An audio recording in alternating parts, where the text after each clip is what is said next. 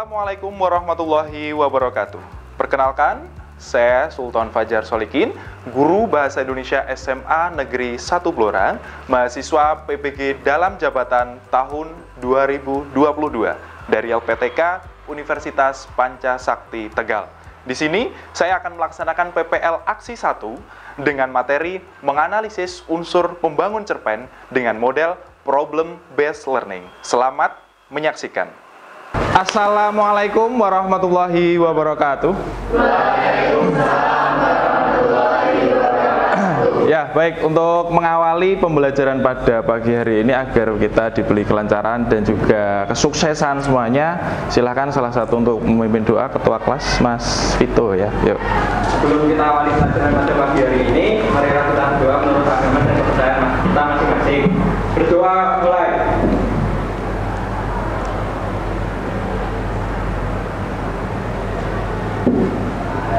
Berdoa selesai. Ya, terima kasih Mas Vito sudah memimpin doa. Selamat pagi anak-anak semuanya. Pagi. Kayaknya kurang semangat ya. Jadi nanti kalau misalnya saya bilang selamat pagi, kalian jawabnya pagi, pagi, pagi. Luar biasa. Yes, gitu ya. Siap semuanya? Siap. Selamat pagi anak-anak. Pagi, pagi, pagi. Luar biasa. Yes, tepuk tangan buat kita semuanya. Semangat ya. Hari ini ada yang tidak masuk? Masuk semua ya. Nihil ya. Ya, semoga kita bisa selalu continue, artinya terus menerus bisa masuk semua. Artinya kelas ini biar menjadi kelas yang favorit ya di antara kelas-kelas yang lain ya. Saya doakan sehat semua, jadi kita bisa mengikuti pembelajaran sampai di akhir semester nanti ya, sampai selesai. Oke, untuk memberikan apa ya, mood booster. Mood booster itu adalah semangat atau support system bagi kita semua, biar nanti pembelajaran itu biar gak ngantuk, gak loyo gitu ya. Masih ingat apa namanya yel-yel dari SMA 1? Masih ingat ya? Apa yel-yelnya?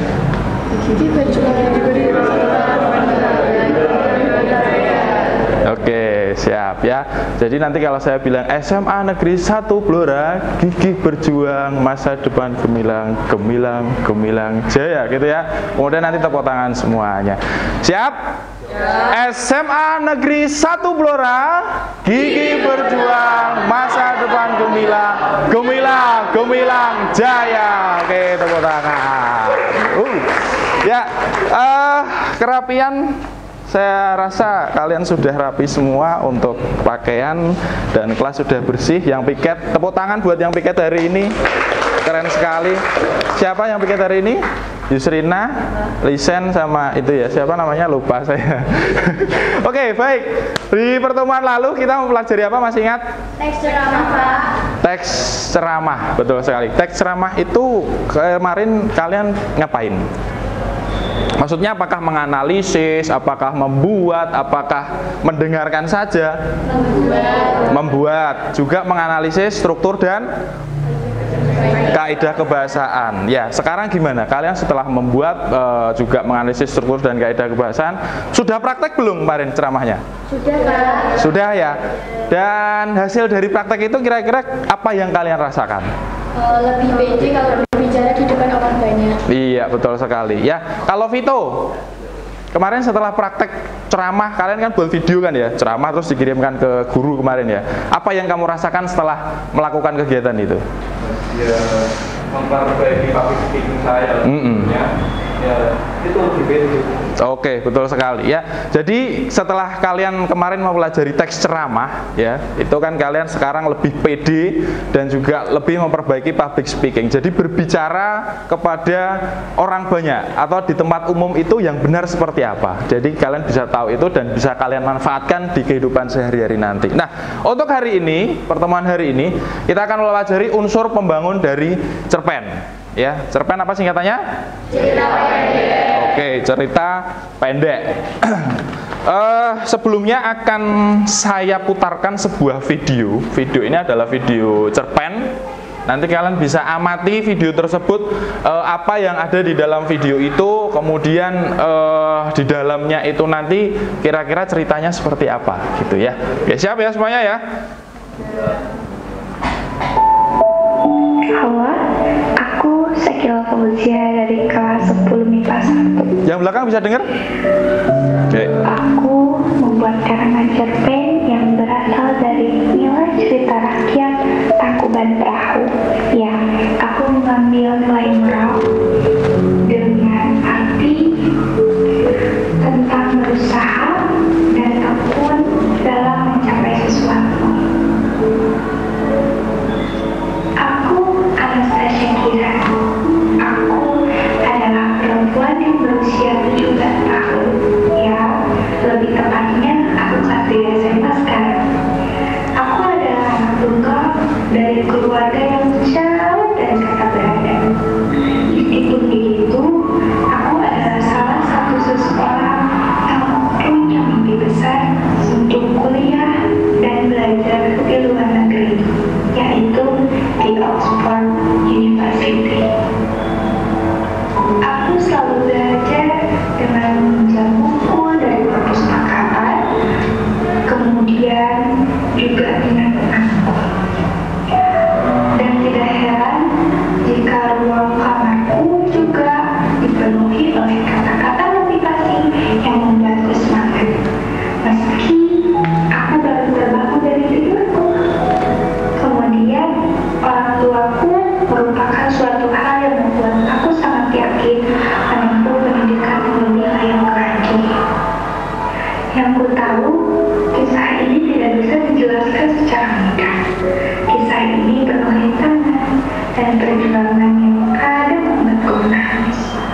Aku seringkali berkata, Allah, jika kali ini aku lelah, berikan aku semangat yang tak akan berhenti, dan tetap berikan aku kekuatan untuk meneruskan harapanku. Ucapku dikala mulai mengalami. Dan aku tahu bagaimana rasanya harapan datang ketika selepas aku berjuang.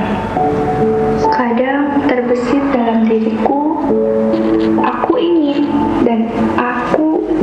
sekali bisa menjadi mahasiswa dan pulang dengan membawa ucap syukur karena lulus.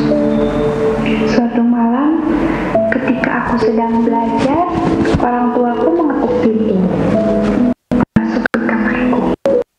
Dan orang tuaku berkata, anakku sayang, mereka berbicara sebentar, maka aku langsung mendengarkan dan memahami setiap perkataannya dengan sangat baik. Lalu, ibuku melanjutkan perkataannya yang aku sampaikan.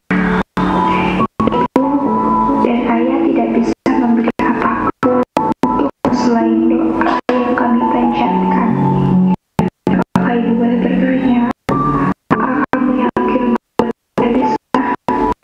Kami khawatir sekali, nak, dengan biaya kamu kuliah di sana. Kami orang tidak berada, bahkan untuk makan sehari-hari kita susah. Sontak, setelah mendengar ibu berbicara seperti itu, aku langsung nangis dan berkata, Ibu, Ayah, percaya kepada aku akan berusaha semaksimal mungkin untuk kuliah di sana. Dan Natasha berjanji takkan membebani ibu dan ayah. Natasha sudah yakin, Bu, dengan pilihan Natasha sendiri. Yang terpenting, ibu dan ayah selalu mendoakanku, dan itu merupakan hal yang sangat berarti untukku. Ibu, ayah, sudah, tidak usah terlalu dipikirkan. Nanti Natasha akan berusaha mencari solusinya. Ucapku seperti itu kepada ibu dan ayah. Setelah perbincangan itu, berbagai hal mengisi kekosongan kepalaku. Berbagai solusi aku cari untuk menjawab semua pertanyaan di pikiranku. Aku berusaha terus mencari informasi dari buku, koran, pihak sekolah, dan lain-lain, dan menanyakan apakah ada beasiswa yang bisa aku dapatkan untuk kuliah di sana. Dan hari demi hari, malam demi malam, aku selalu selalu memberikan kemudahan di setiap perjuanganku. Oke, cukup ya. Jadi itu tadi adalah tayangan sebuah cerpen ya. Jadi kalian bisa menikmati atau menyimak cerpen itu dari sebuah video ya. Kalau misalnya saya sajikan sebuah teks yang panjang gitu kan, pasti kalian sudah the woman malas maca kan kayak gitu ya. Jadi saya tampilkan sebuah video. Nah, apa yang kamu ketahui tentang cerpen? Apa? Menurut saya, cerpen itu merupakan suatu karya sastra dalam bentuk tulisan yang mengisahkan tentang sebuah cerita fiksi. Oke, betul. Karya sastra berarti fiksi ya? Fiksi. Oke. Jovi, apa yang kamu ketahui tentang cerpen? Cerpen terdiri dari tidak lebih dari 10.000 kata. Ya, betul. Jadi cerpen itu tidak lebih dari 10.000 kata. Oke, kemudian selanjutnya, unsur apa yang kamu ketahui di dalam cerpen itu? Icenes, unsur. Iya, betul sekali, intrinsik dan ekstrinsik. Kalau kamu, Mbak, unsur intrinsik di cerpen itu ada apa aja?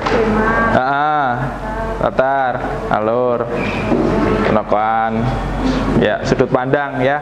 Oke, jadi secara umum kalian sudah mengetahui mungkin dari literasi, membaca buku dan lain sebagainya ya.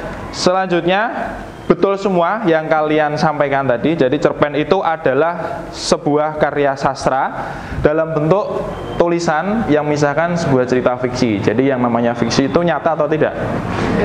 Tidak ya. Jadi cerita rekaan atau imajinasi. Kemudian yang kedua, ini sama pengertian cerpen. Cerpen biasanya hanya mengisahkan tentang satu permasalahan ya, atau satu konflik dari satu tokoh begitu. Kemudian cerpen tidak lebih, betul yang dikatakan Jovi tadi, dari 10.000 kata. Cerpen habis dibaca sekali duduk. Ini bisa jadi tentang ciri-ciri ya dari cerpen itu ya. Jadi betul semua yang kalian sampaikan. Oke, ini saya ada pretest ya, betul ya? Pretest atau postes sih sebenarnya? Pretest. Kalau ini keliru salah ketik. Ya, jadi pretest artinya saya ingin mengetahui ya kemampuan kalian sebelum dilanjutkan untuk materi cerpen nanti. Oke, salah satu minta tolong dibaca sampingnya Mas Jovi, namanya siapa itu? Raffi ya. Minta tolong Mas Raffi dibacakan. Pak Abdul menyampaikan kepada warga masyarakat termasuk orang-orang yang ada di dusunnya untuk bekerjasama dengan gotong royong memperbaiki saluran drainase. Hal ini dilakukan untuk mengaliri air ke arah sawah-sawah di desa. Walaupun semua penduduk desa sudah menyatakan kesepakatannya, ternyata pada saat mulai bekerja hanya ada 6 orang yang mengikuti Pak Abdul. Dengan ada pekerjaan itu, karena itu orang yang dari akan terpilih gotong royong di bersama diskusi Siapa?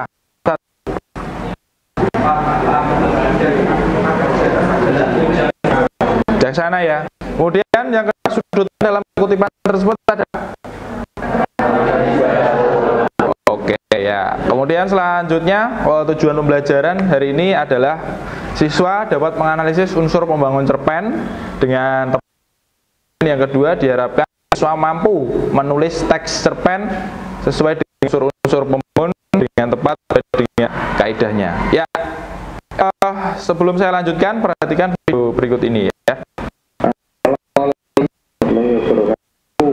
Halo teman-teman, apa kabar semuanya? Semoga dalam kurang keras ya kayaknya ya. Bentar, saya keraskan dulu. Oh, sudah pol ya. Oke. Tadi sampai nih. Assalamualaikum warahmatullahi wabarakatuh. Halo teman-teman, apa kabar semuanya? Semoga dalam keadaan sehat semua ya. Pada kesempatan kali ini saya akan membahas materi tentang unsur pembangun cerpen. Ini materi kelas 11 unsur tafsir.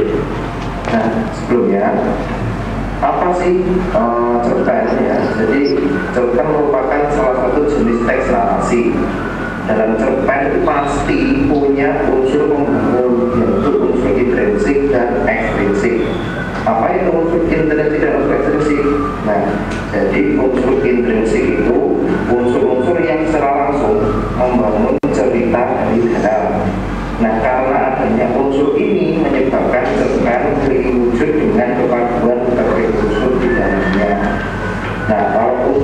intrinsik, kebalikannya ya.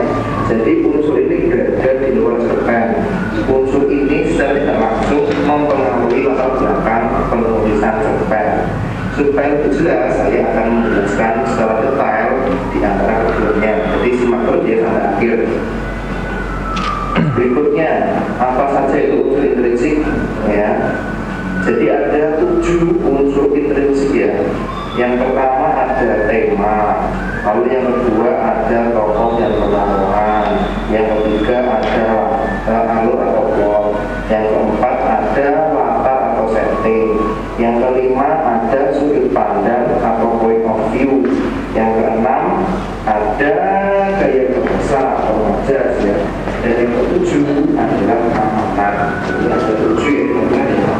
7 unsur intrinsik cerpen. Berapa satu persatu. Yang pertama tentang tema. Untuk KPPI, tema merupakan pokok pikiran atau dasar cerita yang digunakan sebagai dasar makna. Dalam menentukan tema cerita, Anda dapat menemukannya melalui alur, tokoh, atau dialog antar tokoh. Jadi kalau ada tema, mungkin ada cerita, tema ini dasarnya ya, pokoknya, intinya. Sebelum kamu bercerita, tentukan dulu topik dan temanya, baru kamu mengembangkan menjadi sebuah cerita. Ingat ya, tema. Yang kedua, tentang tokoh dan penokohan. Jadi, tokoh merupakan orang yang melakukan perbuatan dan mengalami peristiwa dalam cerpen. Jadi, beda yang tokoh. Kalau penokohan itu merupakan sifat, sikap, dan emosi yang dimiliki oleh tokoh dalam cerpen. Kalau tokoh itu orangnya, kalau penokohan itu sifat dari tokoh itu. Ya, ada kata lain kalau penokohan itu perwatakan ya, sama aja, cuma beda istilah. Jenis tokoh, berdasarkan sifatnya ada dua, tokoh protagonis yaitu tokoh yang memperjuangkan kebenaran dan ketujuan. Ya, intinya protagonis itu tokoh yang baik. Kalau yang jahat namanya antagonis. Oke. Serta memiliki watak yang jelek. Tapi harus diingat, tokoh antagonis belum tentu jahat. Ya seperti Butejo itu loh, dalam film Pendek Pilih itu kan awal-awalnya kan pernah lihat Butejo ya? Iya. Yang naik truk itu juga kan, meh tilik wong loro. Membuat orang itu jengkel dalam hati, tapi ternyata dia menyampaikan jadi kan itu jahat, meskipun tampak jahat. Jadi hati-hati ya, antagonis belum tentu jahat. Berikutnya kita akan membahas tentang cara pengarang menggambarkan watak tokoh. Jadi ada dua cara pengarang dalam menggambarkan watak tokoh tadi, entah itu protagonis atau antagonis, itu ada dua cara dalam menggambarkan tokoh. Yang pertama secara analitik atau secara langsung. Jadi pengarang langsung menyebutkan wataknya, baik ya baik, jelek ya jelek, jadi langsung ditulis cerpennya, langsung tertulis, langsung dapat diketahui oleh pembaca. Karena teknik itu teknik secara langsung yang analitik. Nah yang kedua dalam arti ini kebalikannya ya. Jadi cara menggambarkan tokoh secara tidak langsung, tapi dengan cara yang pertama dia mengenal tokoh. Jadi karakter tokoh itu harus diketahui ketika membaca dialog yang nanti cerpen itu, baru bisa disimpulkan tokoh wataknya kayak gitu. Nah ini bisa dikatakan kalau ini tersurat, ini tersirat gitu ya. Kalau tersirat itu kan biasanya melalui penggambaran tidak langsung, tersirat ya.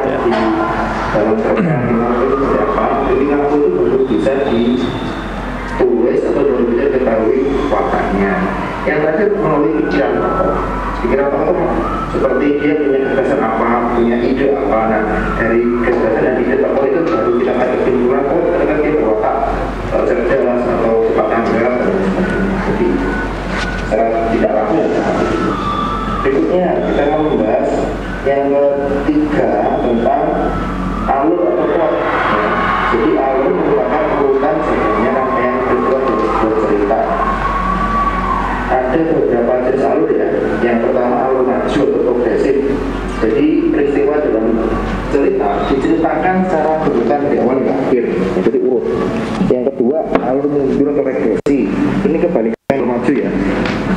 Kisah berawal dari akhir cerita, dari akhir kemudian berlanjut konflik berpermulaan. Yang terakhir ada campuran atau maju mundur ya.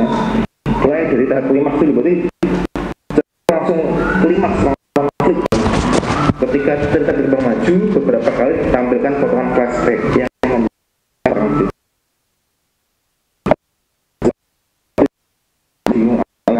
gimana kan sering flashback, sering menceritakan awal, kemudian balik lagi. Suka tazab.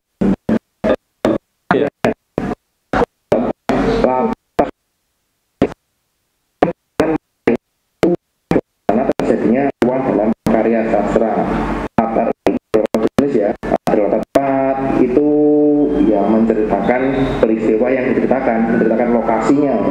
Kemudian latar waktu yang menjelaskan waktu terjadinya.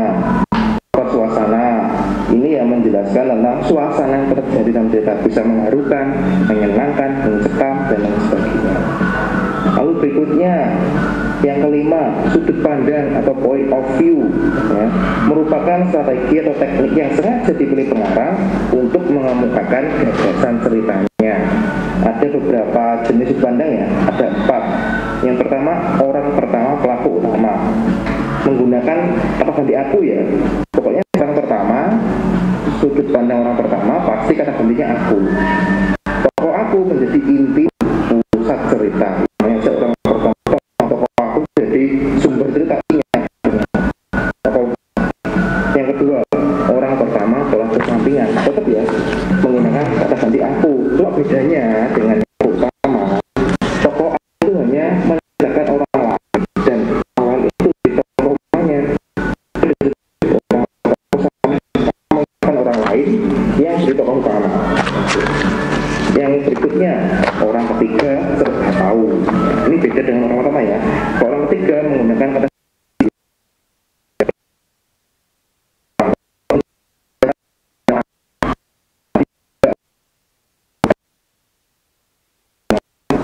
orang ketiga. Yang dimaksud serba tahu adalah pengarang mengetahui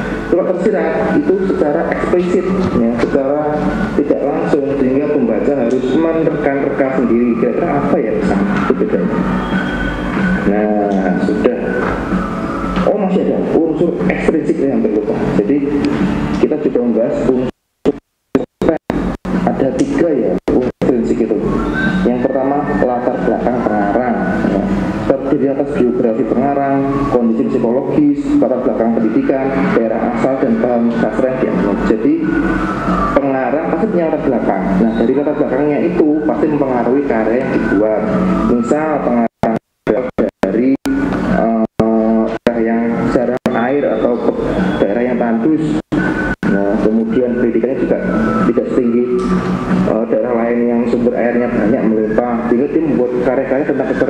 besar atau latar belakangnya dari pinggiran kota, maka dia kebanyakan karya-karyanya berkaitan dengan kehidupan di pinggiran kota itu. Kemudian yang kedua, nilai-nilai dalam karya sastra ini yang sudah kita bahas dalam video sebelumnya ya. Jadi ada nilai moral, sosial, budaya, religius dan politik. Ini silakan diputar lagi videonya tentang nilai-nilai dalam karya sastra. Berikutnya latar belakang masyarakat. Ya, jadi ada faktor yang mendasari, ada ideologi, kondisi politik, kondisi sosial dan ekonomi. Ini unsur ekstrinsik. Saya kira itu materi hari ini, semoga bermanfaat ya. Jangan lupa share, like, dan komen. Share apabila ini bermanfaat dan supaya ilmunya tidak berhenti di kamu saja. Terima kasih Yore, terima kasih sudah mau berpartisipasi dengan menonton video ini. Assalamualaikum warahmatullahi wabarakatuh. Ya, oke. Itu tadi sudah dijelaskan panjang lebar mengenai unsur intrinsik dan juga ekstrinsik dari cerpen. Ada yang ditanyakan? Silahkan. Bebas. Tentang apa yang belum paham dari yang sudah dijelaskan tadi dari video tersebut. Atau mungkin ini tersirat dan tersurat ya. Masih bingung ya? Ya. Jadi yang namanya unsur intrinsik di dalam cerpen, misalnya kayak tadi penokohan atau perwatakan ya, itu ada yang ditulis secara langsung atau tersurat, ya kan? Tersurat itu secara langsung. Jadi misalnya Tono orangnya dermawan, dia suka memberi kepada pengemis misalnya. Lah itu tersurat, langsung ditulis Tono orangnya baik gitu kan. Tapi ketika di situ Tono dituliskan misalnya gini, setiap pagi Tono melewati gang sempit, di situ ada pengemis dan Tono suka memberikan sebagian rezekinya kepada pengemis itu gitu kan. Lah dari situ bisa disimpulkan bahwa Tono adalah orang yang dermawan atau baik ya, atau mungkin bisa menyayangi sesama. Nah seperti itu tersurat dan tersirat.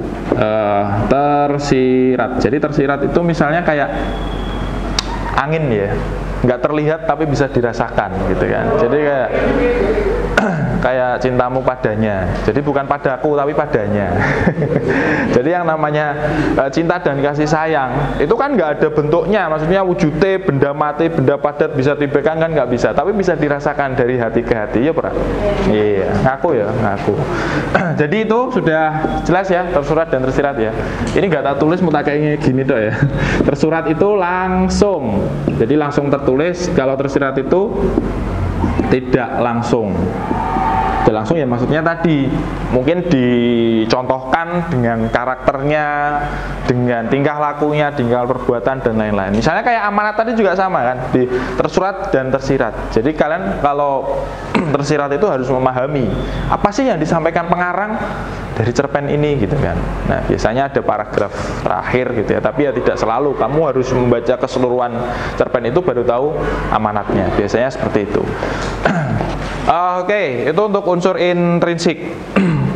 Ini penjelasannya. Nah, ekstrinsik ada 3. Jadi latar belakang masyarakat, latar belakang pengarang, kemudian nilai-nilai yang terkandung di dalam cerpen. Jadi nilai-nilai yang terkandung di dalam cerpen itu ada 4 ya, atau mungkin bisa 3-4 tergantung nanti di dalam itu ada enggak. Tapi secara umum ya, nilai. Ada nilai moral, kemudian nilai agama, kemudian ada nilai sosial, terus yang terakhir ya budaya. Ya, nilai-nilai yang terkandung di dalam cerpen ada itu, ada 4. Atau mungkin tambah lagi 1, kira-kira apa? Politik ya. Tapi ya jarang sih, ada tapi jarang. Itu untuk unsur ekstrinsiknya. Nah, untuk selanjutnya LKPD itu singkatannya adalah lembar kerja peserta didik. Nanti akan saya bagikan sebuah teks cerpen. Sudah saya siapkan teksnya, nanti kalian baca dan ini nanti kita kerjanya secara berkelompok. Di situ sudah ada petunjuknya. Kita bagi nanti kelompoknya menjadi 5 kelompok. Jadi nanti satu kelompoknya ada 4 orang gitu ya. Berhitung 1 sampai 5, 1 sampai 5, 1 sampai 5, 1 sampai 5. Seperti itu ya. Paham ya? Katanya 5 kelompok. 5. Ya, berhitungnya sampai 5. Jadi kan nanti jadi 5 kelompok. Satu kelompoknya 4 orang. Bener kan? 4 orang ini jadinya 5 kelompok. Iya, gitu. Ini baginya 1 sampai 4. Yura ya, 1 sampai 5. Enggak, 1 sampai 5. 1 sampai 5 ya? Oke. Berhitung mulai. 3, 4, 5, 1, 2, 3, 4, 5, 2, 3, 4, 5, 1, 2, 3, 4. Oke. Yang tadi menyebutkan angka 1 ngacung? Ya, kalian kumpul di sini menjadi kelompok 1. Yang menyebutkan angka 2 ngacung? Ya, nanti kamu ngumpul di sini menjadi kelompok 2. Yang menyebutkan angka 3? Dilihatin teman-temanmu siapa? Ya, nanti kelompok 3 kamu di sini. Kemudian yang tadi menyebutkan angka 4? Ya, nanti di situ ya. Terus 5 di belakang sendiri. Oke? Yuk. Silakan meja bisa digabungkan. Nanti saya bagikan teks cerpennya.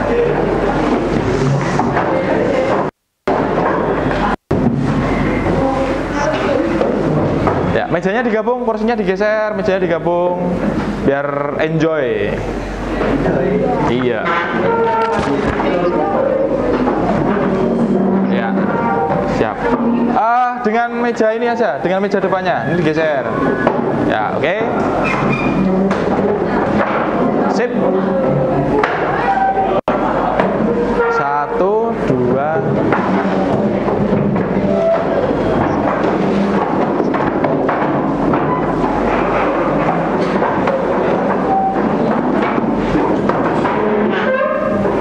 Ya, itu digabungkan. Seret. Maju Mbak Lisentia maju. Oke, strip. Oke ya. Nanti saya bagikan teks cerpennya. Silahkan kalian baca dan pahami. Nanti kalian tentukan unsur intrinsik dan ekstrinsiknya, ya kan? Berdasarkan teks cerpen tersebut. Judulnya apa cerpennya? Kemarau. Karya? Ya, ini LKPD-nya. Jadi nanti kalian tuliskan nama kelas, kemudian nama kelompok. Jadi kalau kelompok kalian tadi kelompok 1, 2, 3, 4 gitu ya. Kemudian nama anggota kelompok sekaligus nomor absen.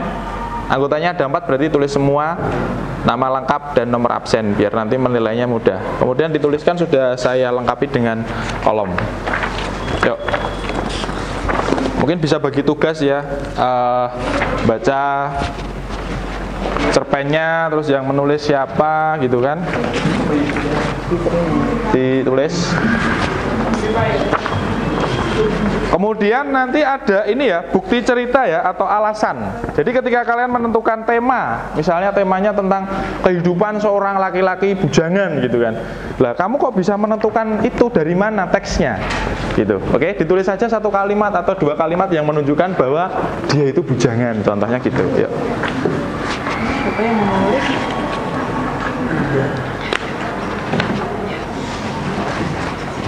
Yuk.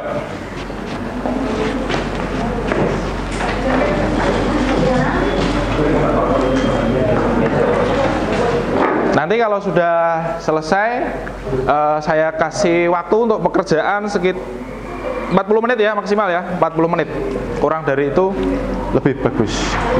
Ya, jadi di situ sudah jelas. Baca dan pahami cerpen yang berjudul Kemarau karya Andra Hirata. Kemudian analislah unsur-unsur pembangunnya. Unsur pembangun tadi ada intrinsik dan juga ekstrinsik. Kemudian nanti kalau sudah selesai, presentasikanlah di depan kelas. Yuk, silahkan dikerjakan dulu.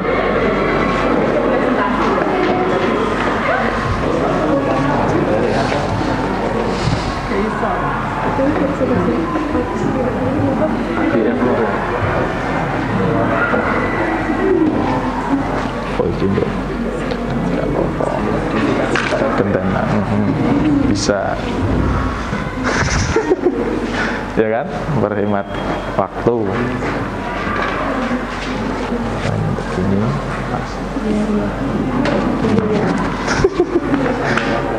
Bisa.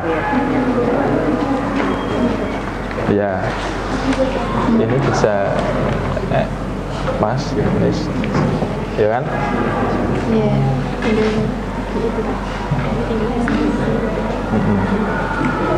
Maksudnya yang nulis nanti bisa gantian, kan ini bisa dilepas, ya kan? Makasih Pak.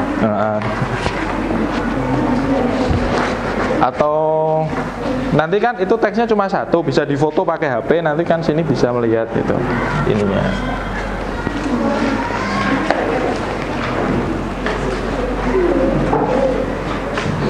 Gimana? Ada kesulitan? Ya, jadi tema itu kalian mesti membaca dari keseluruhan teks ya. Jadi nggak bisa kalau satu paragraf di awal itu kamu langsung dapat temanya gitu, nggak bisa. Jadi dibaca.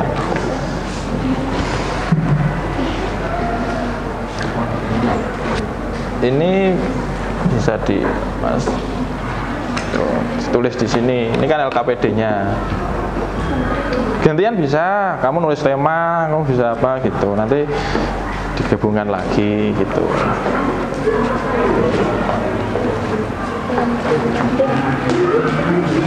Gimana? Ada kesulitan? Ada ya? Belum. Ini bisa dibagi dengan kelompok. Ini nanti kan, nah ya kan, nanti bisa nulis semua untuk mempersingkat waktu. Atau cerpennya nanti bisa difoto pakai HP, nanti bisa membaca dari situ.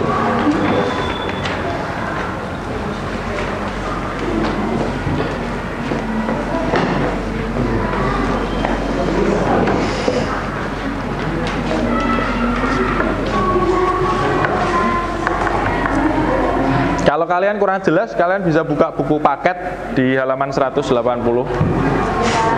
Di situ sudah ada juga unsur intrinsik dan ekstrinsik dari cerpen sebagai referensi ya.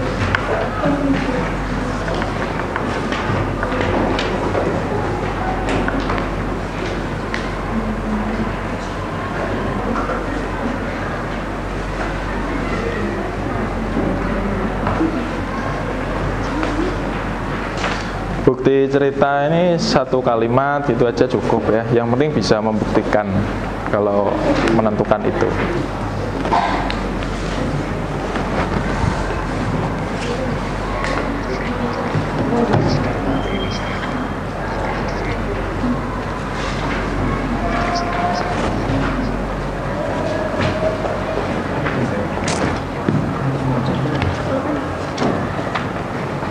Kalau nggak muat, rada over keluar dari garis, ya ora apa-apa lah.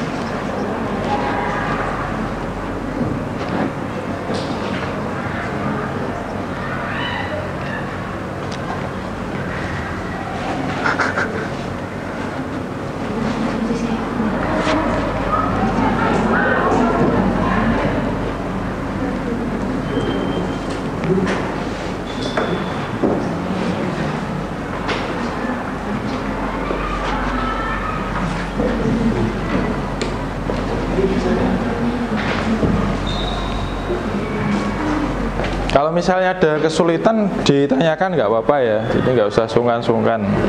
Saya tuh selalu terbuka untuk kalian ya, terbuka menjawab maksudnya.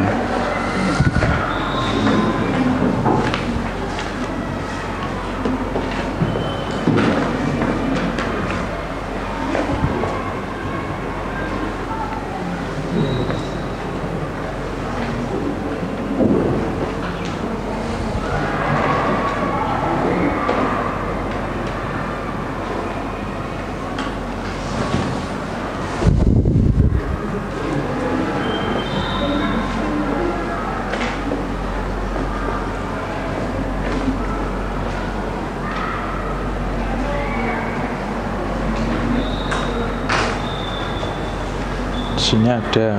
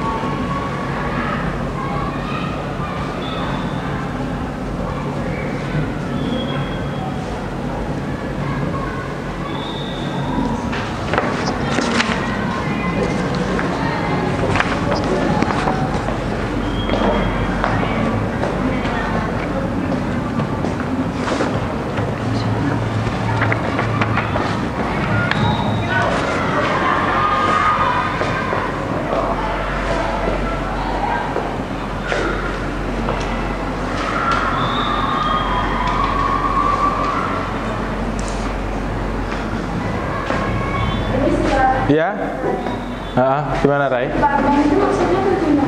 Oke, sudut pandang ya. Sudut pandang itu tadi sudah dijelaskan juga di dalam cerpen. Itu ada dua, ya. Jadi orang pertama dan orang ketiga. Ya, kenapa tidak ada orang kedua? Ada yang tahu? Kira-kira kenapa? Tidak ada ya. Kalau orang pertama itu ditandai dengan apa yang keras? Aku. Ya, aku. Terus? Saya. Daku bisa. Kalau orang ketiga? Dia. Iya. Nah, ini semua tunggal. Ya, yang namanya tunggal itu satu. Kalau ada tunggal berarti ada jamak. Orang pertama jamak berarti menggunakan kata ganti? Ya, bisa kami, bisa kita. Apa bedanya kami dengan kita? Gimana Lisentia?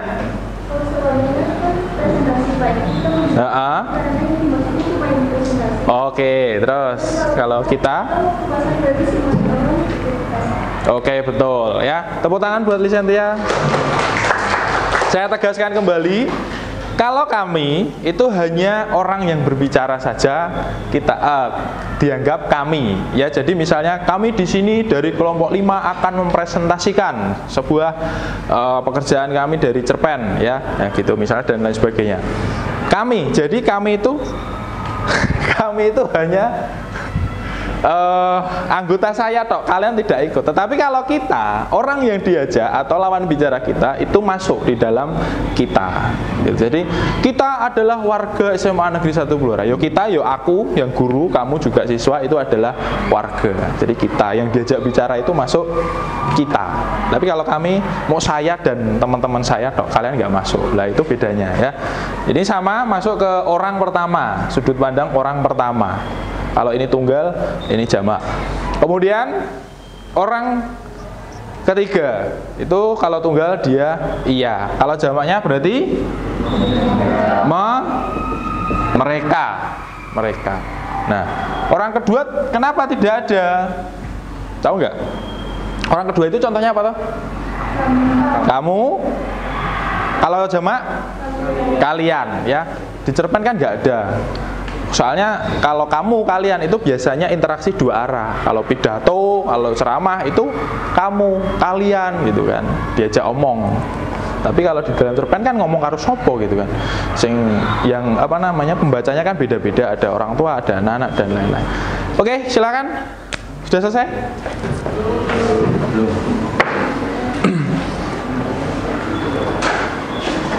Kurang 5 menit lagi ya. Nanti presentasi mulai dari kelompok 1. Urut. Masih ada waktu.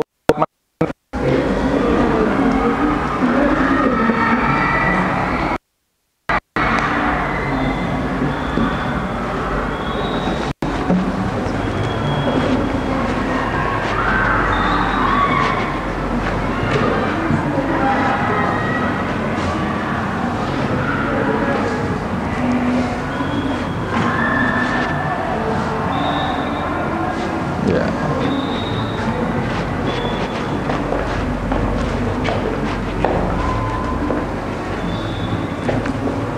Oke, sudah cukup. Silakan kelompok 1 perwakilan 2 orang untuk mempresentasikan di depan ya. Yuk. Jawab apa?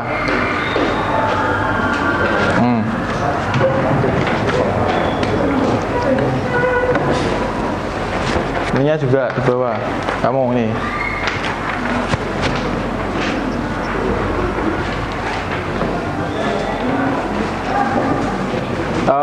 Bisa salam dulu, perkenalkan kami dari kelompok, nama saya gitu juga bisa ya. Assalamualaikum warahmatullahi wabarakatuh. Saya Andi Batur Rahman dari 11 IPA 8 kelompok 1 ingin mempresentasikan Hasil pekerjaan kelompok kami. Iya. Ini saya didampingi oleh Mas. Saya juga Budi Pratama, absen 16. Ya. Unsur tema jawabannya, konflik dalam cerita ini adalah kritik yang ditujukan kepada pemerintah Indonesia. Intinya, si tokoh utama melihat fakta sosial yang terjadi di kampungnya, minimnya fasilitas umum, lambatnya perkembangan ekonomi masyarakat, dan musim kampanye pemilu pemerintah yang selalu mendengungkan harapan-harapan kosong. Bahkan 10 tahun yang telah berlalu, Pulau Belitung tetap sama, tak ada pembangunan yang berarti. 2. Tokoh dan perotaan. Jawaban A. Aku protagonis. Buktinya, sejak kecil pula aku telah berusaha mencerna makna filosofis patung itu, tetapi aku selalu gagal. Aku hanya bisa menduga-duga buaya adalah lambang lelaki Donggala, maka semua lelaki pembuat parang patutlah dicurigai. B. Penjual tebu, tokoh protagonis dan juga sebagai tokoh datar. Buktinya, mau kemana kau bujang? Sapa penjual tebu yang berteduh di bawah patung pejuang Fatimah itu. Unsur alur atau plot, jawabannya campuran atau maju mundur. Intinya sebuah kapal berkelongsongan yang penuh cerita masa lalu, dan ketika masih bersama ayahnya dan dia selalu menggambarkan Fatimah di masa yang akan datang. Atas setting A. Waktu siang hari. Intinya barangkali yang tak mau menguat dari kapal-kapal sempit yang dimuati tujuannya. Barangkali antara teman makin cerewet karena gerak. Barangkali karena musim kemarau terlanjur berkepanjangan, kampung kami menjadi sangat tidak enak setelah bulan Maret sampai September. 2. Dini hari. Sering aku minta bang-bang jika ayah berangkat kerja pukul 2 pagi. B. Latar tempat. 1. Museum atau kebun binatang. Buktinya, namun tidak pernah kami risaukan semua itu sebab kami punya sebuah museum, dan museum kami adalah museum yang paling hebat di dunia ini. 2. Monumen patung pejuang Fatimah. Intinya tak ada yang bisa menandinginya sebab dia ini. Ya, bawahnya, langsung bawahnya, ya. Mau kemana kau bisa? Apa penjual tebu yang berteduh di bawah patung pejuang Fatimah. 3. Latar suasana kekecewaan. Melalui cerpen ini, Andrea Hirata atau penulis ingin mengemukakan rasa kekecewaannya terhadap pemerintah yang hanya mencari jabatan tanpa memperdulikan pembangunan yang ada di daerah. 5. Unsur sudut pandang. Pandangnya adalah orang utama, pelaku utama. Intinya juga sejak itu aku bertanya-tanya mengapa pematung membuat kepala patung-patung itu secara anatomis sangat besar. 6. Gaya bahasanya yaitu tidak ditemukan. 7. Amanatnya yaitu adalah amanat yang terdapat dalam cerpen kemarau ini, yaitu memuat banyak sekali kritikan terhadap pemerintah, khususnya pemerintahan daerah yang masih mencari kedudukan dengan kampanye janji-janji palsu, namun tidak adanya pembangunan yang berarti di daerah tersebut. Intinya baru belakangan ini tahu jawabannya, yaitu di depan patung itu ini dipasang papan reklame, dan di situ para politisi sering berbusa-busa membuahkan program-program mereka. Oke, cukup. Ada yang ditanyakan untuk kelompok 1 dari kelompok lain? Silakan jika ingin menanggapi. Silakan. Gak ada ya? Gak ada, bisa langsung ditutup. Dan dari kelompok kami, kurang lebihnya mohon maaf. Wassalamualaikum warahmatullahi wabarakatuh. Waalaikumsalam warahmatullahi wabarakatuh. Tepuk tangan buat kelompok 1 ya. Oke, keren. Sudah cukup. Silakan kembali ke tempat duduknya. Selanjutnya kelompok 2. Yuk. Perwakilan 2 orang, kelompok 2.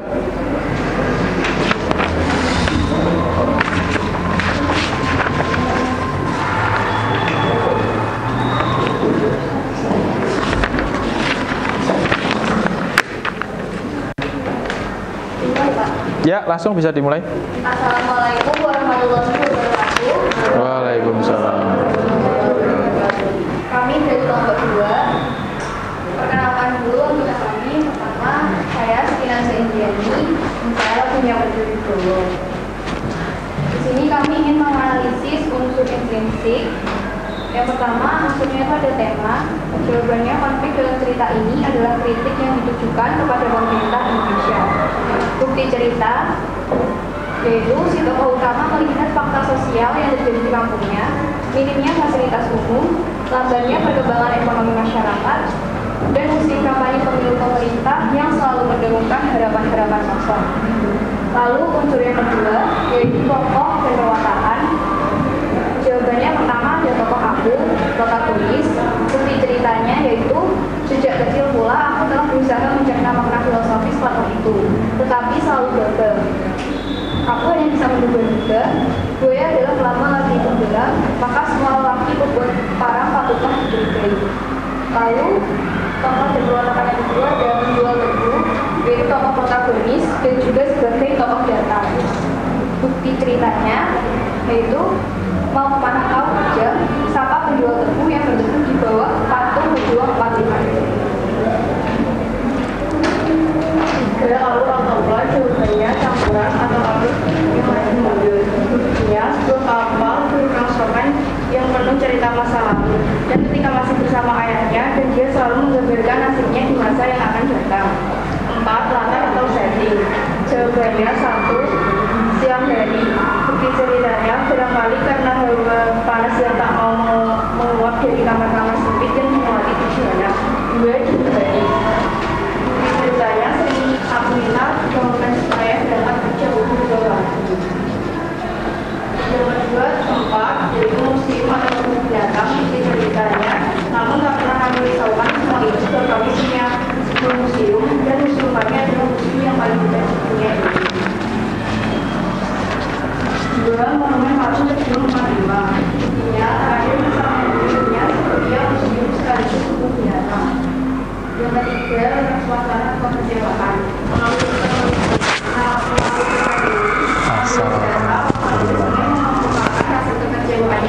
Lokasi cerpen ini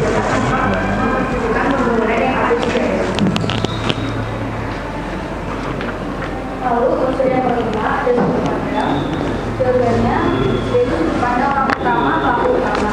Intinya yaitu juga sejak kecil aku bertanya-tanya mengapa pematu membuat kepala patung-patung itu secara anatomis sangat besar.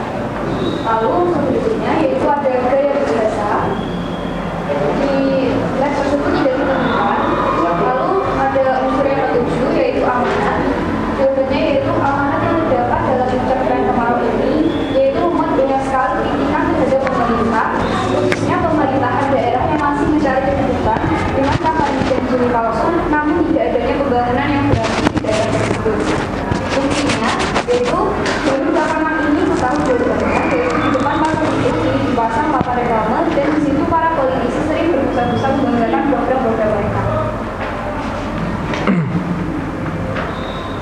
ekstrinsik ya, selanjutnya silahkan. Selanjutnya ada unsur ekstrinsik.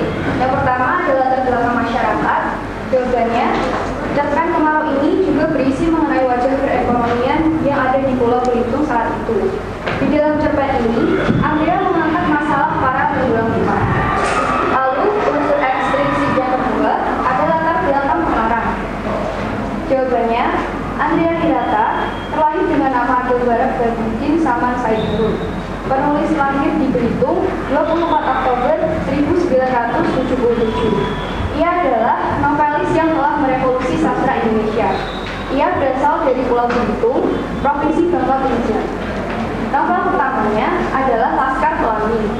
Meskipun primer yang diambil Andrea adalah ekonomi, ia juga amat menggemari sains, fisika, kimia, biologi, dan sastra. Unsur ekstrinsik yang ketiga yaitu nilai-nilai yang terkandung. Jawabannya yang pertama ada nilai moral.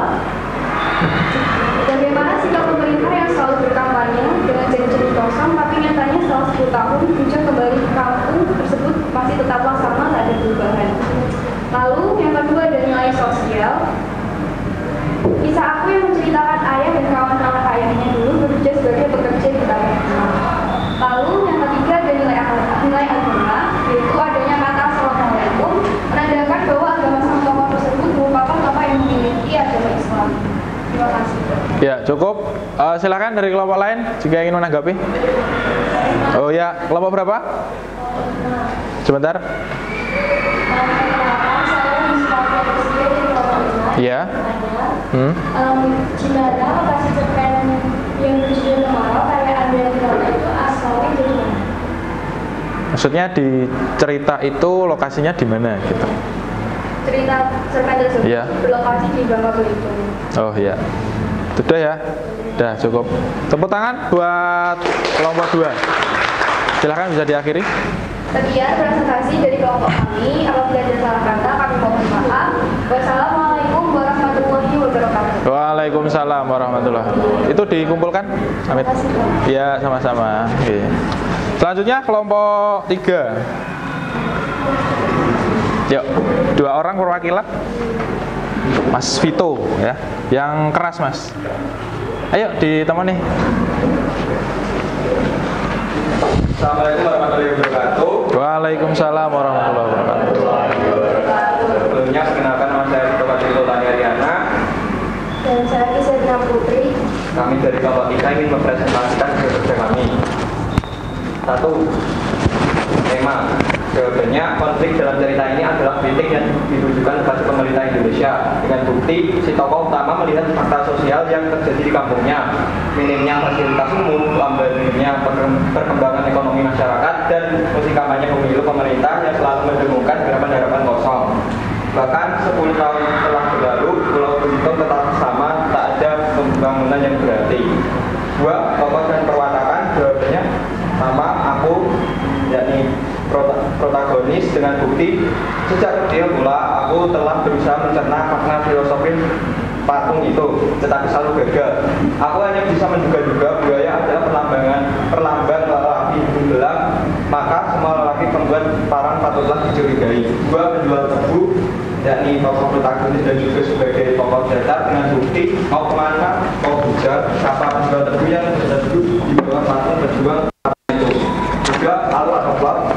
Ya, jawabannya campuran maju dan mundur. Dengan bukti, sebuah kapal beruk rongsokan yang penuh cerita masa lalu, dan ketika masih bersama ayahnya, dan dia selalu menggambarkan nasibnya di masa akan datang. 4. Latar atau setting. A. Latar waktu. Pertama, siang hari. Dibuktikan ada barangkali karena hawa panas yang tak mau menguap dari kamar-kamar sempit dimuati 7 anak, barangkali antara mertua makin serewet karena berat, barangkali karena musim kemarau terlanjur berkepanjangan, tapi kampung kami menjadi sangat tidak enak setelah bulan Maret sampai September. 2 dini hari dibuktikan dengan sering aku minta dibangunkan jika ayah berangkat kerja pukul 2 pagi. B. Tempat pertama, musim atau kebun binatang dibuktikan dengan namun tak pernah. 2. Monumen patung berjuang 45 buktikan tak ada yang bisa menandinginya sebab ia musim sekali mau kemana kau?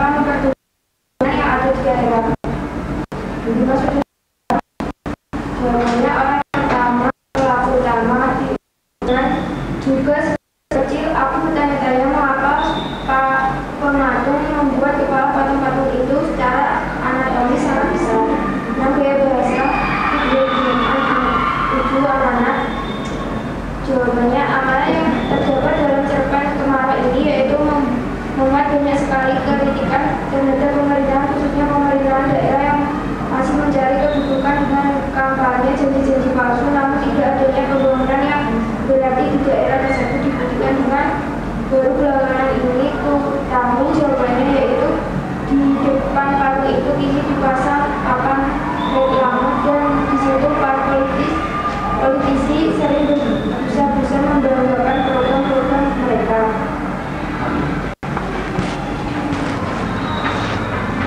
Unsur ekstrinsik satu, untuk latar belakang masyarakat. Jawabannya, cerpen Cemara ini juga berisi mengenai wajah perekonomian yang ada di Pulau Belitung saat itu. Di dalam cerpen ini Andre mengangkat masalah para pendulang timah. Dua latar belakang mengarang. Andre Hirata terlahir dengan nama Akil Barang Badruddin Saman Said Harun. Penulis lahir di Belitung 24 Oktober 1977. Ia adalah novelis yang telah merevolusi sastra Indonesia. Ia berasal dari Pulau Belitung, Provinsi Bangka Belitung. Novel pertamanya adalah Laskar Pelangi. Meskipun studi mayor yang diambil Andre adalah ekonomi, ia juga akan menggemari sains fisika, kimia, biologi, dan sastra. Tiga, nilai satu. Jawabannya nilai moral. Bagaimana jika pemerintah yang selalu berkampanye dengan studi kosong, tapi nyatanya setelah 10 tahun dia kembali kampung tersebut masih tetaplah sama saat berjualan. Nilai sosial. Kisah aku yang menceritakan ayah dan kawan-kawan ayahnya berbeda abang teman. Nilai agama. Adanya kata assalamualaikum menandakan bahwa agama si tokoh tersebut merupakan tokoh yang memiliki agama muslim. Baik, ada yang ditanyakan? Saya mau tanya. Ya. Jadi ini disebutkan beberapa latar. Sebentar. Dalam beberapa latar. Ya. Saya mau tanya itu ada latar-latar lain nggak? Karena saya nemuin ada kayak kamar-kamar sempit. Nah, kamar-kamar sempit itu masuk dalam latar atau tidak? Ya, di teksnya coba dibuka lagi. Nah, ini. Kalau menurut kelompok 3 itu kamar-kamar sempit termasuk latar atau tidak gitu. Soalnya tadi nggak disebutkan ya Mas ya? Oh gitu ya. Termasuk ya Vito ya? Termasuk nggak? Temannya satu kelompok? Kamar-kamar? Ya termasuk. Jadi termasuk latar apa? Tempat, waktu, suasana? Tempat ya. Jadi kamar-kamar sempit termasuk latar, tempat. Oke, ada lagi? Silakan yang mau ditanyakan. Gak ada? Kalau nggak ada bisa ditutup. Silakan. Terima kasih semuanya. Sekian dari kami. Wassalamualaikum warahmatullahi wabarakatuh. Waalaikumsalam warahmatullahi wabarakatuh. Tepuk tangan. Ya, masih. Kelompok 4 terakhir ya. Silakan. Berapa? Oh ada 5, berarti masih 2 ya. Yuk, kelompok 4.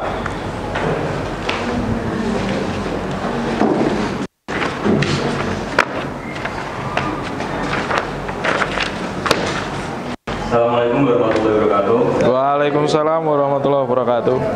Perkenalkan, nama saya Abdul Fahri, absen 1 dari kelompok 4. Perkenalkan, nama saya Raya Landaka, absen 28 dari A. Di sini kami akan menerangkan tentang jawaban kami. Yang pertama ada tema.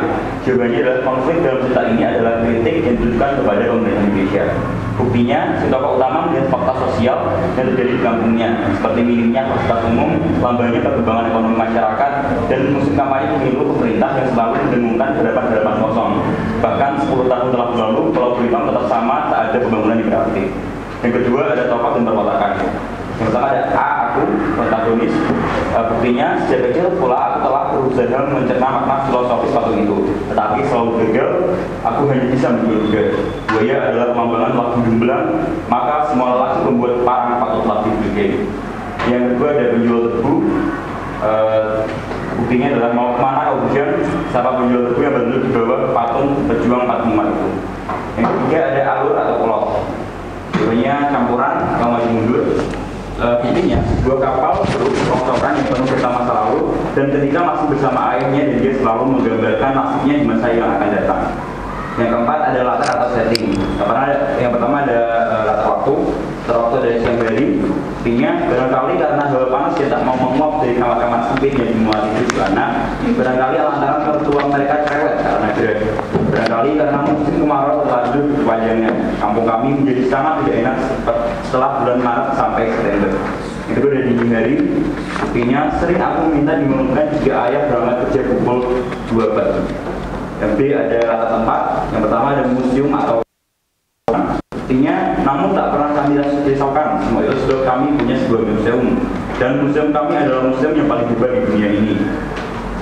Tak ada yang bisa menandinginya sebab ia museum sekaligus kebun binatang.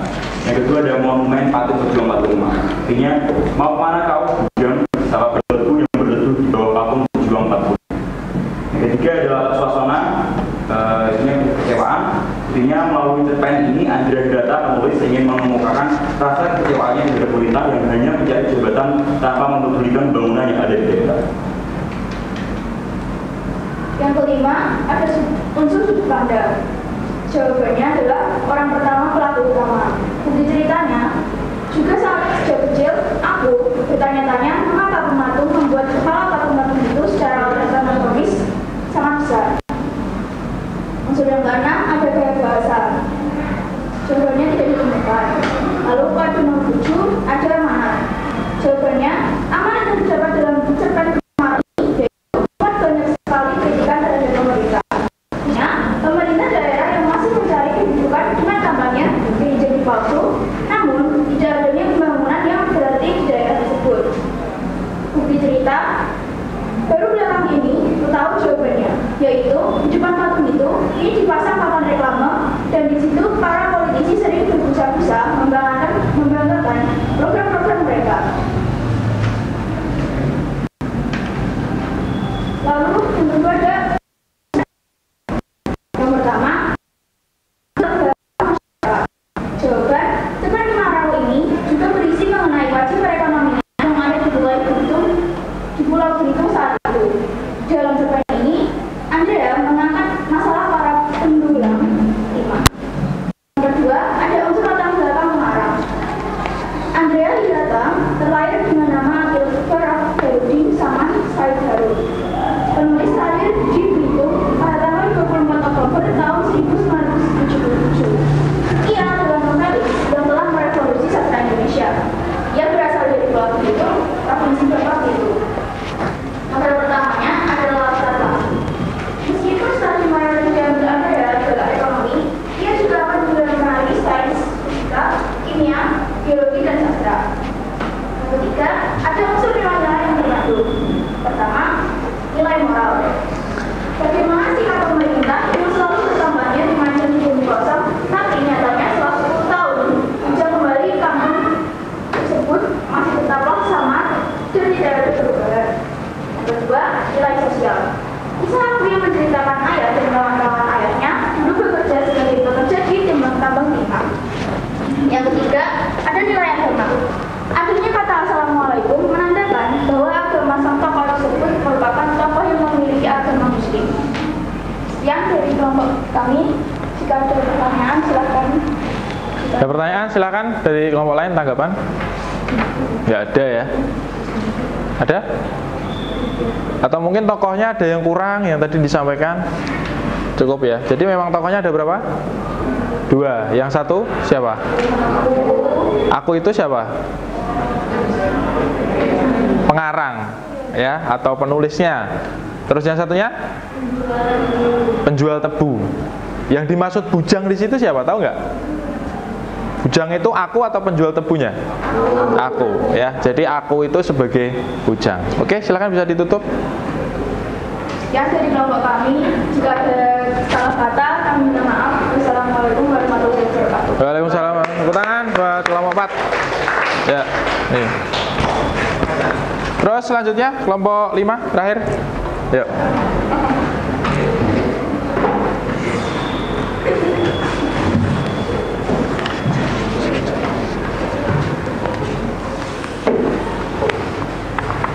Assalamualaikum warahmatullahi wabarakatuh. Waalaikumsalam warahmatullahi wabarakatuh. Kami dari kelompok 5 yang dinamakan saya Yusina Alfian Rizkian, absen 35, dan saya Yusina Sekalian menerima nomor absen 11. Pada kesempatan kali ini kami akan menjelaskan tugas bahasa Indonesia, yaitu mencari unsur implisit dan eksplisit dari cerpen Kemarau karya Andrea Hendaka. Yang pertama adalah tema. Konflik dalam cerita ini adalah kritik yang ditujukan kepada pemerintah Indonesia. Dengan bukti, si tokoh utama membuat fakta sosial yang terjadi di kampungnya, minimnya fasilitas umum, lambatnya perkembangan ekonomi masyarakat, dan musim kampanye mendukung pemerintah yang selalu memberikan harapan-harapan kosong. Bahkan, 10 tahun telah berlalu, Pulau Belitung tetap sama, ada pembangunan yang berarti. Yang kedua, tokoh dan pelompatan. Yang pertama adalah aku, berwatak Lokatoni. Dengan bukti, sejak kecil pula aku telah berusaha mencerna manfaat filosofi pas itu, tetapi kalau belajar, aku hanya bisa berbeda. Budaya adalah hal yang bilang, maka semua lagi membuat selama fakultas dicurigai. Dia penjual betul, tokoh protagonis dan juga sebagai tokoh datar. Mau kemana kau hujan? Siapa penjual tepung yang berteduh di bawah patung pejuang 45 itu? Yang ketiga adalah alur atau plot. Pada cerpen ini menggunakan alur campuran, yaitu alur maju mundur. Dengan bukti, sebuah kapal penuh rongsokan yang penuh cerita masa lalu. Dan ketika masih bersama ayahnya, dan dia selalu menggambarkan nasibnya di masa akan datang. Yang keempat, latar atau setting. Dalam cerpen ini, menggunakan latar waktu yaitu di siang hari dan di dini hari. Yang pertama di siang hari dengan bukti, barangkali karena hawa panas yang tak mau menguap dari kamar-kamar sempit yang dimuati 7 anak. Barangkali lantaran mertua makin cerewet karena geram. Barangkali karena musim kemarau telah terlanjur berkepanjangan, kampung kami menjadi sangat tidak enak setelah bulan Maret sampai September. Yang kedua adalah dini hari. Dengan bukti, sering aku minta dibangunkan jika ayah berangkat kerja pukul 2 pagi. Yang kedua adalah latar tempat. Yang pertama adalah museum atau kebun binatang. Dengan bukti, namun tak pernah kami risaukan semua itu sebab kami punya sebuah museum dan museum kami adalah museum dunia yang paling hebat. Yang kedua adalah monumen Forum Pejuang 45. Tidak ada yang bisa menandinginya sebab ia museum sekaligus kebun binatang. Yang kedua, mau kemana kau berjalan? Siapa penjual tebu yang bergerak di bawah patung pejuang 45 itu? 3. Suasana. Suasana yang digambarkan adalah kekecewaan. Kalau cerpen ini, Andrea Hirata ingin mengungkapkan rasa kekecewaannya terhadap pemerintah dan karena mencari jabatan tanpa memperdulikan pembangunan yang ada di daerah. 5. Sudut pandang. Sudut pandang dalam cerita tersebut adalah orang pertama pelaku utama. Meski dalam cerita, juga sejak kecil aku bertanya-tanya, mengapa rumah membuat kepala batu itu secara anatomis sangat besar? 6. Gaya bahasa. Dalam teks cerpen tersebut tidak ditemukan gaya bahasa. 7. Amanat. Amanat yang dikatakan dalam cerpen Kemarau ini yaitu membuat banyak sekali kritikan terhadap pemerintah, khususnya pemerintahan daerah yang masih mencari keputusan dalam kampanye izin palsu maupun tidak adanya pembangunan yang berarti di daerah tersebut. Seperti dalam cerpen, baru perlawanan ini sekali jawabannya, yaitu di depan itu dipasangkan kepalanya dan disebutkan politisi sering berusaha membanggakan beberapa unsur ekstremistik dalam cerpen Kemarau karya Andrea Hirata. Pertama, latar belakang masyarakat. Cerpen Kemarau ini juga bersifat mengenai wajah perekonomian yang ada di Pulau Belitung saat itu. Di dalam cerpen ini, Andrea mengangkat masalah para penjual rumah. 2. Latar belakang pemarah. Andrea Hirata terlahir dengan nama Abdul Barok Badrudin Salman Saidarum, penulis lahir di Belitung 24 Oktober 1977. Ia adalah novelis yang telah merevolusi sastra Indonesia. Ia berasal dari kelompok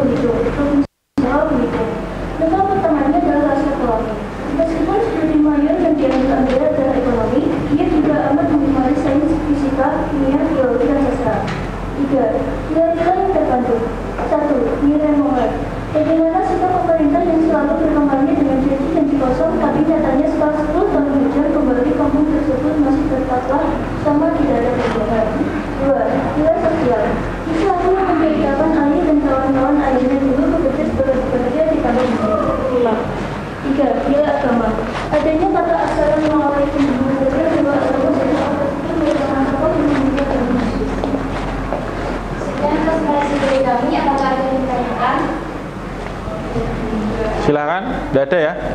Kalau tidak ada bisa langsung ditutup. Terima kasih atas perhatiannya. Mohon maaf apabila ada kesalahan kata.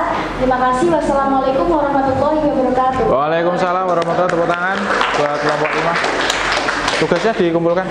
Ya, oke. Ya, itu tadi beberapa kelompok, semua kelompok sudah maju ya, diwakili oleh 2 orang per kelompoknya, dan sudah bagus semuanya, sudah tepat sesuai dengan unsur-unsur yang ada di dalam cerpen tersebut ya. Kemudian selanjutnya ini ada post test. Minta tolong untuk Mas Abizar membacakan. Kelihatan di situ ya? Ya, yuk.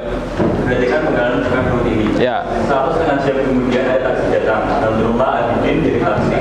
Dengan sikap sangat sopan dan hormat, dia memohon maaf karena telah berkali-kali menghubungi saya dan mengaku aku sebagai bekas mahasiswa saya. Setelah berbalik sebentar, dia mengaku bahwa dia memang bukan mahasiswa saya. 1. Tema yang terdapat dalam kutipan cerpen tersebut adalah temanya apa? Kejujuran. Oke. Nomor 2, soalnya dibaca Mas. 2. Sudut pandang dalam kutipan cerpen tersebut adalah apa? Orang ketiga serba tahu. Ditandai? Ya, kata ganti dia. Atau mungkin ada jawaban lain? Gak ada ya. Oke, sudah paham untuk ini? Unsur intrinsik? Sudah paham. Oke, bagus. Selanjutnya, ini adalah tugas individu.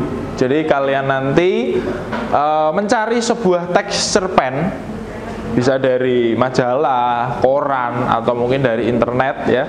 Kemudian analisislah unsur-unsur dan struktur teksnya. Jadi kalian nanti cari, bisa di perpustakaan sekolah, bisa di perpustakaan daerah kabupaten, bisa di internet atau warnet atau di HP gitu ya. Nanti kalau di internet berarti di print untuk cerpennya. Kemudian setelah di print kalian analisis unsur-unsur intrinsik, unsur-unsur pembangunnya. Jadi ada intrinsik dan juga ekstrinsik. Ini tugasnya adalah individu, jadi tidak secara berkelompok dan dikerjakan secara mandiri. Kemudian dikumpulkan minggu depan atau pertemuan yang akan datang. Paham tentang tugasnya?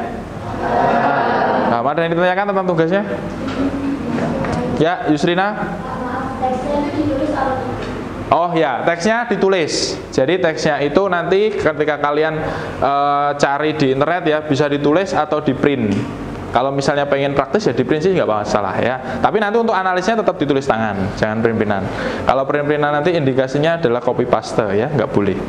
Oke, terakhir sebelum penutup saya ada pantun buat kalian. Siap-siap ya.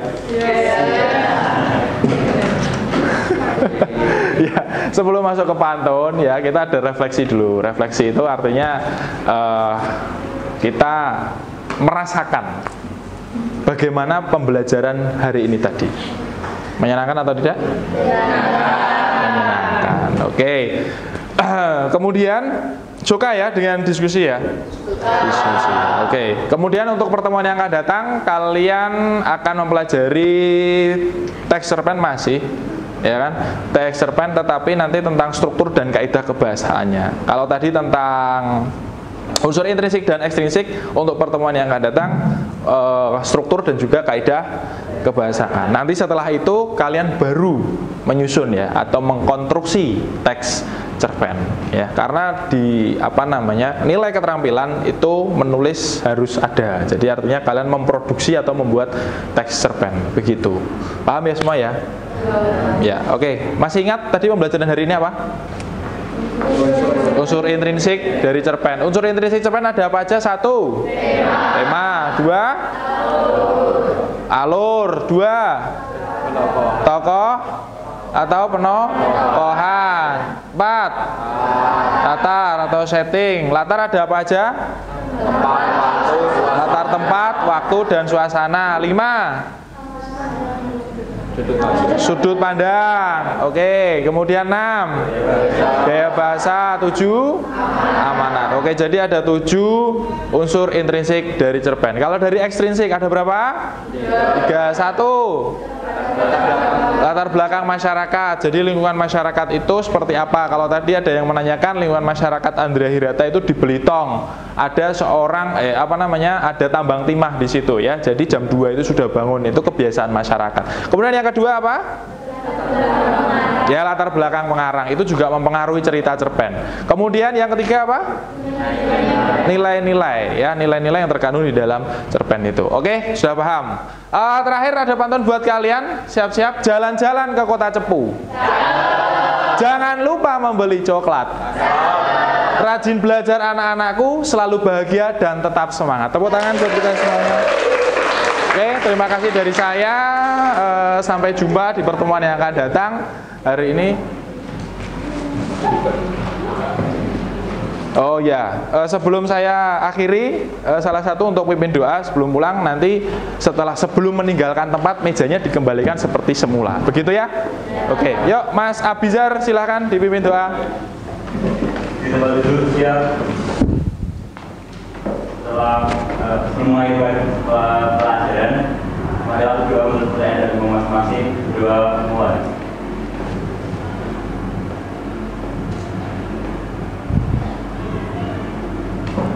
Selesai. Terima kasih. Saya akhiri. Assalamualaikum warahmatullahi wabarakatuh. Silahkan mejanya dikembalikan seperti semula.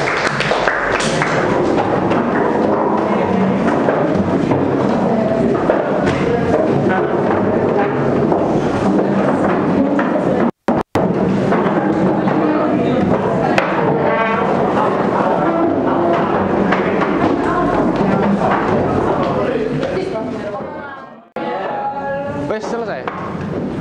Bar. Oh ya, di sini dulu ya.